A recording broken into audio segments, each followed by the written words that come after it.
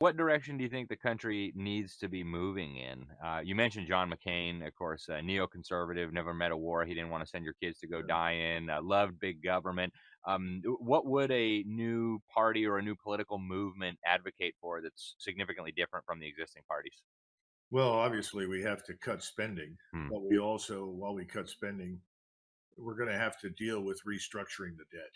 Hmm. That's a polite term for default. Yes.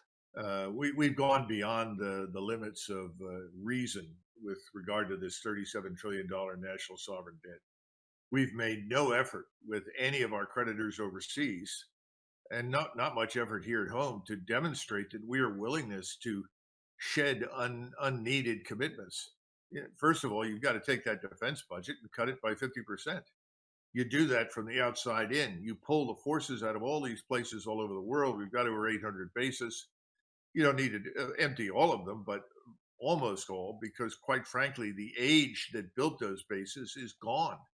That all of these things developed during the Cold War. Technology is raced onward. We're not going to build forces that move millions of men across the Atlantic or the Pacific to fight in other people's wars. Why? Because if we try to do it, they'll all be killed.